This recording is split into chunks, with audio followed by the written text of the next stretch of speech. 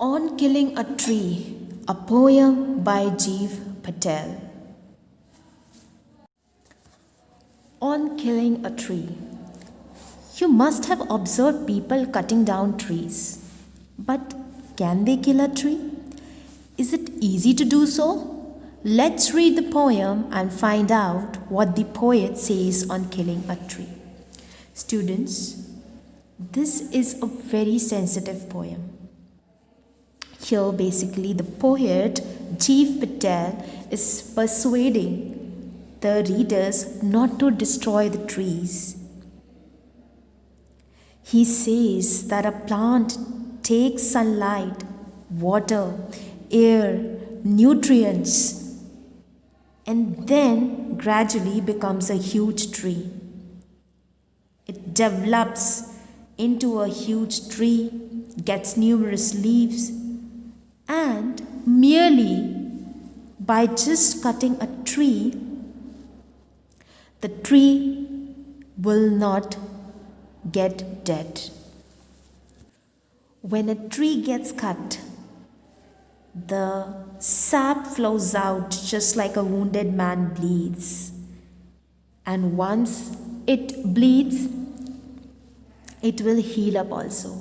And after healing, new branches, new tiny leaves will grow, and which will again turn the tree into a grown tree.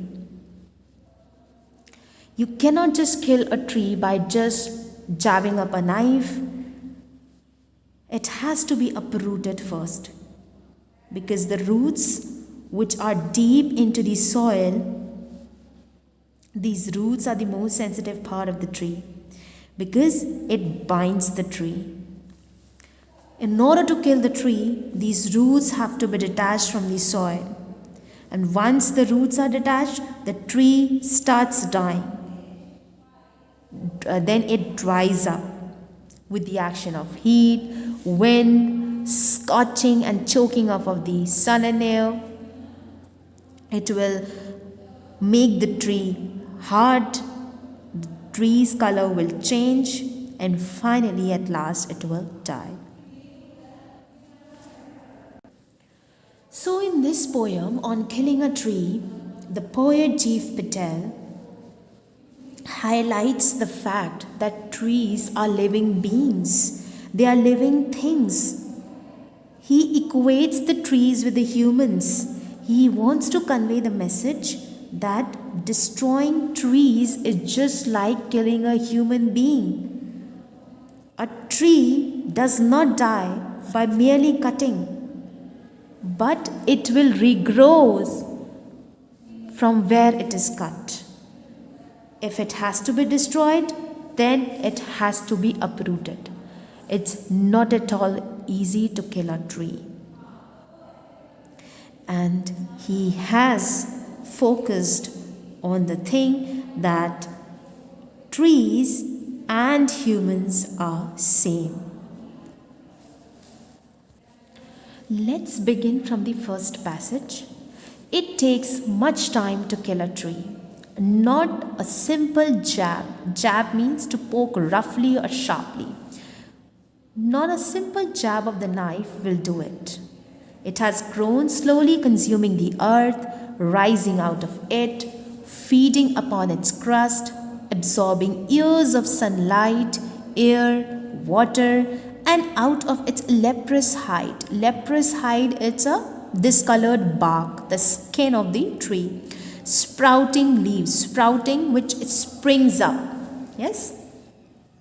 So here the poet says that a simple cut does not destroy a tree. A tree has grown from the soil. A plant turns into a big tree by taking nutrition from the soil. The tree is firmly bound with the soil. It takes years of sunlight, air, water, and then changes into a tree. And out of its skin, sprouting leaves appears. Spring up of the new leaves, new life appears on the bark. from the bark. So, hack and chop, but this alone won't do it. Not so much pain will do it. Hack means to cut, chop means to cut into pieces. Here the poet Dev Patel says that humans cut and chop the bark of the trees into many pieces, but it is not sufficient to kill a tree. This much pain will not be able to kill a tree. The bleeding bark will heal. Heal up means to cure. The bleeding bark, from where the liquid oozes out, it will heal up with the time. And from close to the ground will rise curled green twigs. Curled green twigs are fresh sprouts. Miniature boughs is very thin branches, which if unchecked will expand again to former size. The poet says that the point of the tree which gets cut gives out sap just like a human being bleeds. You know, when there is a cut on a human skin, it bleeds. Red blood comes out of it. Similarly, when a tree is being cut or a branch is being cut, a liquid oozes out of it, similarly like the blood of a human being. Gradually this wood heals, and from there new branches start growing again. From there it will heal up, the cut will heal up, the bleeding bark will heal, and new twigs will arise, new fresh sprouts will arise, and new branches will come out of it.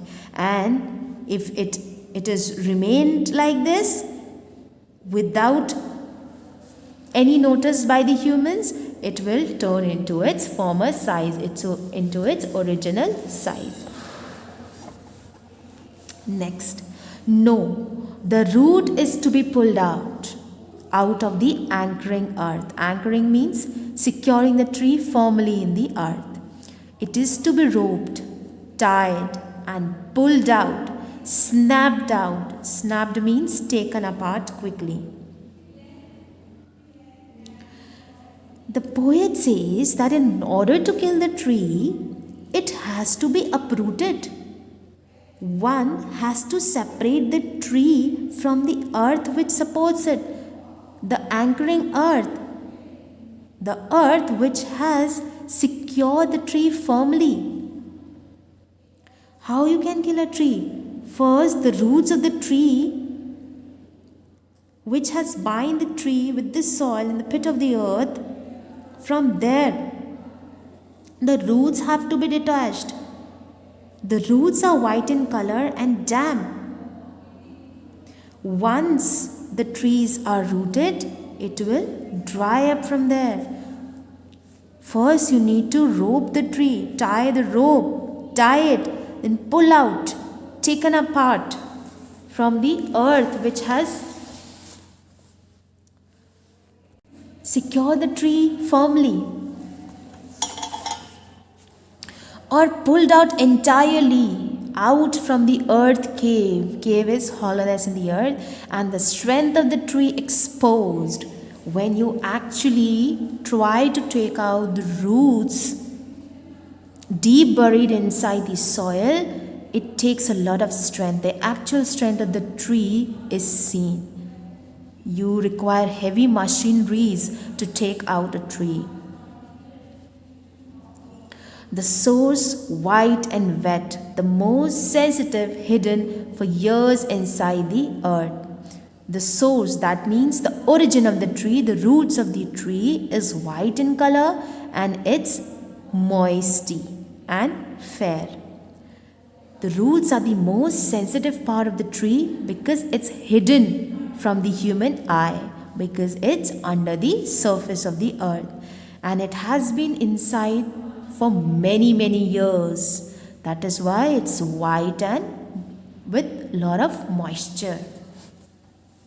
Then the matter of scorching and choking in sun and air, browning and hardening.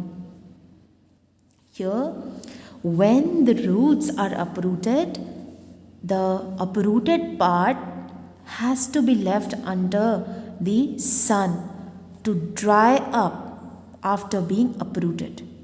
Under the sun, under the sunlight, air, and then with the passage of time, its color changes. It turns into brown, more brown. It becomes more hardened. It is twisted, it's withered, it's dry, it becomes more dry, and it starts falling into destruction. It decays, and then slowly and gradually, finally, the destruction of the tree is done. It is dead at last. So, what we have understood from this poem on killing a tree, what we have got to know, it's like a criticism of humans' bad deeds, for humans' cruelty, that how they chop down the trees for urbanization, for industrialization, for their greedier needs. So through this poem, Chief Patel is trying to make an appeal to all the readers to not to cut trees. It is also being shown that the kind of attacks and the wounds these trees survive, and they keep on standing still, refuse to die. They are wounded, they are scarred by the human beings, but they bounce back into the life by healing themselves in due course of time. One wonders if human beings can ever have that kind of attitude to life, if human beings can resume back after getting wounded so badly. So it's an appeal to everybody who is reading this poem to not to cut the trees. This poem just shows the concern of the poet, that how merciless a human being can be for their needs, for their personal needs. They just kill the trees, they cut down the trees. And he also explains that killing up of a tree is not at all an easy job. It takes years, it takes many months and years to finally destroy a tree, because trees have tremendous strength and have a great instinct for survival. The trees can withstand any type of trauma and crisis, and they have an attitude to never say die attitude to life, and they bounce back to life even if they are wounded hundreds of times. So it's an appeal to everyone, do not chop off the trees, do not cut the trees, because they also have a life and they have the tendency to get back to their life on their own. And we human beings, in fact, should learn from them how to live. And we must live just as the trees do. Now just have a look the poetic devices used in the poem. The first poetic device that has been used here is imagery. A very strong imagery has been used, where it actually shows the growth of the tree by taking the nutrients from the earth, absorbing sunlight, air, water from the nature. So here imagery has been used, and it's one of the poetic device. Another poetic device that has been used here is personification. What is personification? When anything is given human attribute. So here the poet portrays the whole tree as a human being throughout the poem. He portrays the tree as a human being. The next poetic device that has been used here is alliteration. What is alliteration? I've told you earlier also, I've explained you earlier also, what is alliteration? It is the repetition of the sound at close intervals. Like here it's bleeding bark.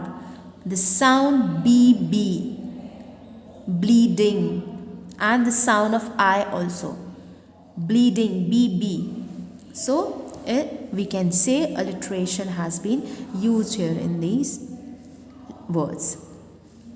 Now the next poetic device that has been used just near to it, as you can see here, I've written metaphor. What is metaphor? What is metaphor? Metaphor is a comparison between two unlike objects. But when we use the words like or as, what we say?